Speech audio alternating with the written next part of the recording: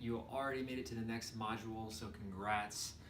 You are that much closer to building your brand and your business to ultimately become a digital nomad, be able to work from anywhere and get paid while traveling. So, jumping into the first lesson of this new module, and it is social media branding. And so, this is actually something so extremely important that a lot of people overlook.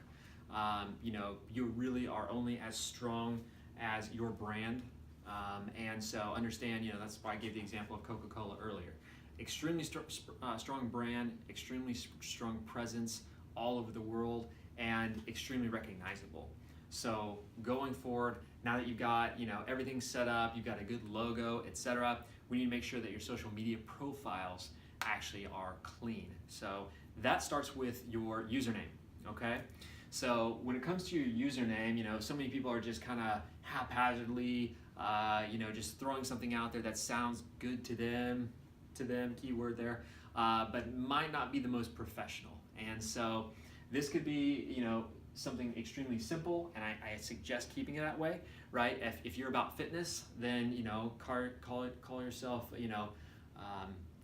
Fit Jake, or, if you are more into the nutrition side, then you can say, Nutrition by Elsa, whatever it may be. So we're gonna go and jump into this. As far as the username goes though, you want it to be attractive and memorable, right? It's gotta be short, sweet, attractive, and memorable. Because if someone comes across your profile and it's, I_love puppies, 32, probably going to be pretty hard to find you again. And if your main goal is to teach people how to care for their dogs better or how to train their dogs, and you've got an incredible online course that you're trying to sell them, but they can't find you again once they come across you on social media, then what's the point? So you're going to want to go ahead and simplify that, make sure it is attractive and memorable, and you also want to make sure there's no underscores or number signs or actually any numbers itself, because this just makes things look junky, not professional, and people typically skip over those profiles, right? I don't know if especially on Instagram, right? If you've been on Instagram, you see those profiles where you literally get a like from them or they follow you, and you don't even have to go look at their profile because you already know it's going to be junk, it's going to be spam. They typically have a bunch of signs or dots or underscores or numbers in their name. So if you can avoid it, try to keep the numbers out of there. Try to keep the underscores out of there. Keep it short and clean and simple. You want people to remember you. So go ahead and put that up here as well. Short and clean, unlike my handwriting. All right, so now when it comes to your bio, right? This is something that a lot of people overlook as well. It's all jumbled up together.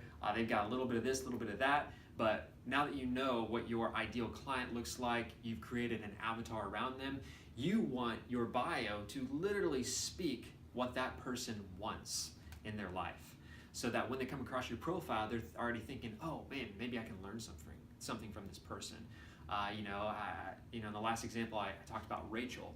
Her bio is all about, plant-based nutrition, meal plans, digital courses, etc. So people know exactly what she's about right from the get-go. So keep it simple. Make sure it is niche specific. You're going to want to make sure, like I said, your ideal client is going to get called out. So make sure it's direct, so that it's speaking directly to that person that you are looking to market to, right? And really, guys, this is kind of an intro to Attraction Marketing 101. Ultimately, we're building out this channel, we're building out your social media brand, etc., so that when you're putting out valuable content, the right type of people will be attracted to you. They will want to know more about you, how you got to where you are, the type of products that you provide, and then once you guys build that relationship, they'll jump on an email list, or they'll jump snag one of your downloads, and then from there that relationship can grow to where you become more of the expert, more of the guru in their life. So outside of that, You want the bio to, as I mentioned before, state what you're about.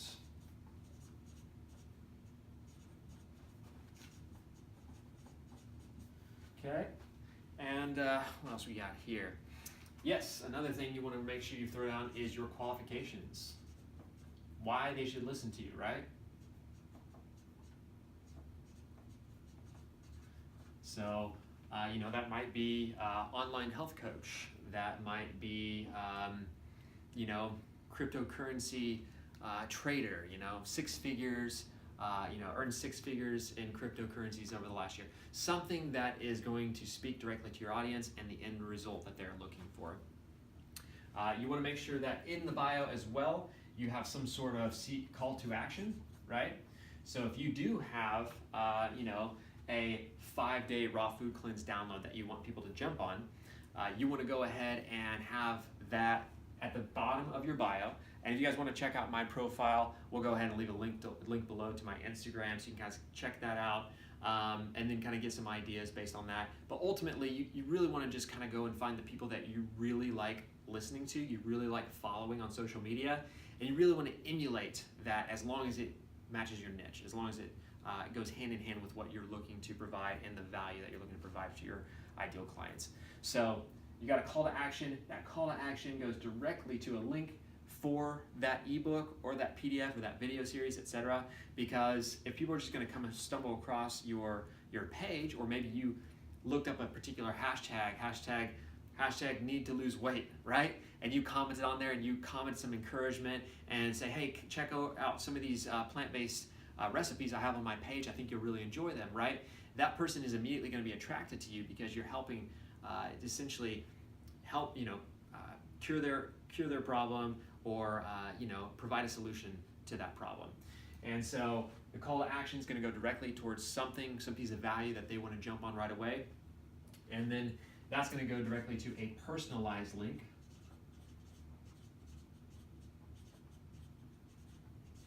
Which just means you don't want to have them go to a super long funnel link that's like digitalnomaduniversity.clickfunnels.something / blah blah blah, right? It doesn't need to be this massive thing. That's not professional, that's not branded. You want to make sure you purchase a domain through GoDaddy, Google Domains, etc. They're $10-12 for a year, so super duper cheap. And instead, change it over to something simple, such as digitalnomadu.com. Very simple, very clean, and it gets the point across. And so that's really all we're going to talk about when it comes to keeping your social media branding and keeping it very simple. So this is essentially kind of the first step here. Next, we're going to jump into lesson 2, which is going to be all about the attractive character, how to make yourself look appealing and attractive to those who are seeking your information and advice, because there is a right and a wrong way to do this. So I'm going to talk about that in the next lesson. So you guys have a good one. We'll see you over there in just a bit.